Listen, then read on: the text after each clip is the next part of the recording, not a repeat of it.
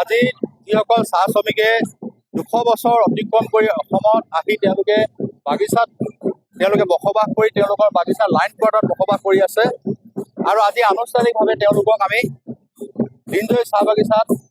পত্ৰ বিতৰণ কৰা হ'ব। ইয়াৰ উপৰিও কেইবাখনো চাহ বাগিচাৰ পৰা ইয়ালৈকে আমাৰ শ্ৰমিক ভাই ভনীয়ে ককাইসকল আহিছে, তেওঁলোককো আমি আজি ইয়াত মাটিৰ আবেদন পত্ৰ দিয়া নহয়, ইয়াত অকল আজি দিনজয় চাহ বাগিচাত দিয়া হ'ব। পৰৱৰ্তী সময়ত আমি উইদিন 1 উইকৰ ভিতৰত, এসপ্তাহৰ ভিতৰে আমাৰ যিসকল বাগিচাত এতিয়া ৰৈ যাব, সেই বাগিচাখিনিক আমি আমাৰ যিসকল জনপ্ৰতিনিধি আছে, পঞ্চায়তৰ প্ৰেচিডেণ্ট, কাউন্সিলাৰ, জিলা পৰিষদ, আমাৰ সেইবিলাকে গৈ পেলাই তাত আনুষ্ঠানিকভাৱে আমাৰ আবেদন পত্ৰ বিতৰণ কৰিব আৰু পৰৱৰ্তী সময়ত প্ৰায় কিছু বাগিচা ছাৰ্ভে হৈ গৈছে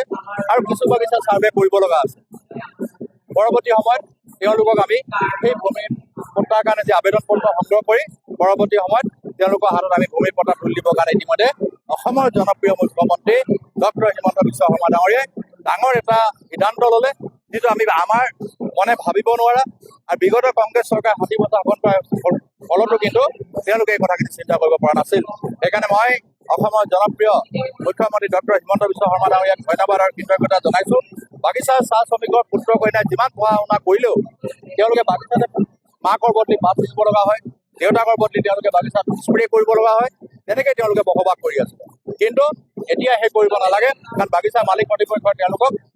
মাক দেউতাক ৰিটায়াৰ হ'লেও তেওঁলোকৰ বাগিচাৰ পৰা উলিয়াই দিব নোৱাৰে। কিন্তু ডাঙৰ অধিকাৰ পালে, সেইটো কাৰণে মই ইমান ডাঙৰ এটা সিদ্ধান্ত লোৱাৰ কাৰণে মুখ্যমন্ত্ৰী ডাঙৰীয়াক ধন্যবাদ আৰু কৃতজ্ঞতা জনাইছোঁ।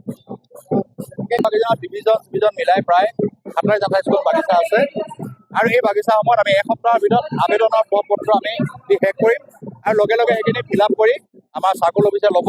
আৰু তাত 4জনীয়া এখন কমিটি বনাই দিয়া হৈছে, গভৰ্ণমেণ্ট নটিফিকেশ্যন হৈছে আৰু তেওঁলোকে সংগ্ৰহ কৰি পৰৱৰ্তী সময়ত আমাৰ চাৰ্কুলত জমা দিয়াৰ লগে লগে তেওঁলোকৰ কাৰণে যি যাৱতীয় ব্যৱস্থা কৰিব লাগে, যি বাগিচা ছাৰ্ভে হৈ গৈছে, যি বাগিচা জোখমাখ হৈ গৈছে, সেইখিনি প্ৰথম ভাগত পাব আৰু এই বছৰৰ ভিতৰতে সকলোকে হাতত আমি মাটি পট্টা তুলি দিবৰ কাৰণে আমি সিদ্ধান্ত লোৱা হৈছে।